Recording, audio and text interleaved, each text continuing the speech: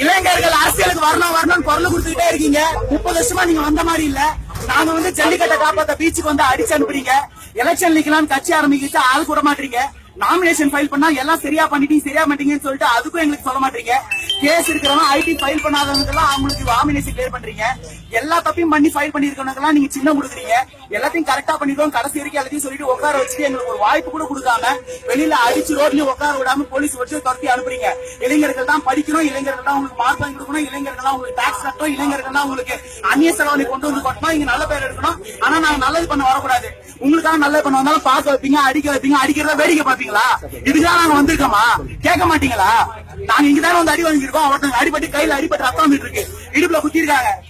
யாரு கேப்பா இதெல்லாம்? நாங்க என்ன எங்க வீட்டுக்கு கார் வேணும் பங்களா வேணும் வந்து உட்காந்துருக்கோமா? உங்களுக்காக தானே வந்து உட்காந்துருக்கோம். எல்லாரும் வேடிக்கை பாக்குறீங்க. ஏன் பாக்கலாம் பண்றீங்கன்னு கேக்குறீங்க. நாங்க ஒன்னா இருக்க கூடாதா?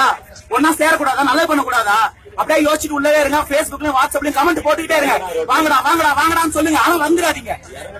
உங்களுக்கு தான் அடி வாங்கி இருக்கிறோம். அப்ப வாங்கின அடி எல்லாம் எனக்காக என் குடும்பத்துக்காக கிடையாது. உனக்காக உன் பிள்ளைக்காக உன் பிள்ளை நல்லா இருக்கணுக்காக தான். காசை கட்டி டாக்ஸ் கட்டி 5% சர்வீஸ் டாக்ஸ் ஏத்திருக்காங்க. உனக்கு தெரியுமா? இப்படியே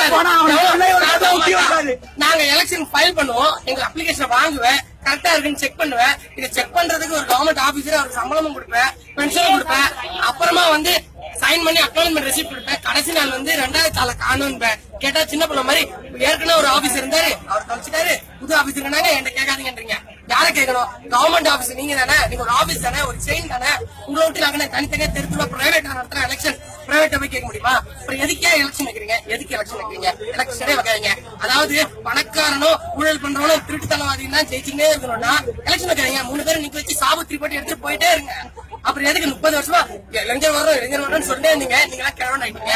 இப்ப நாங்க இளைஞர் வரோம்னு நாங்க வந்தோம், பொண்ணு அடிச்சு வண்டியில ஏத்துறீங்க. என்னதான் நினைச்சுக்கிறீங்க? என்னதான் பண்ண போறீங்க? இதுல எனக்கு ஒண்ணுதான் புரியல. டெமோக்ரஸி, செகுலரிசம், வேற அது எங்கப்பா இருக்கு? டெமோக்ரஸினா என்ன? எங்க இருக்கு? யாராவது சொல்லுங்க. காந்தி போட்ட பேஜ்ல முன்னாடி புக்ல போட்டா பத்தாது, ஏதாவது கொஞ்சம் மாதிரி ஃபாலோ பண்ணணும். டெமோக்ரஸினா என்ன? ஒண்ணு by the people, for the people, to the people சொல்லிட்டா பத்தாது. பை த பீப்பிள் எங்க? பை ஃபார் த பீப்பிள் எங்க? ஃபார் நான் தான் பீப்பிள் எனக்கு உள்ள உட்கார வச்சுக்கிறீங்க. இதுல எங்க இது ஃபார் த பீப்பிள்? நீங்களா உங்க இஷ்டத்துக்கு எலெக்ஷன் பேர்ல நடத்துறீங்க.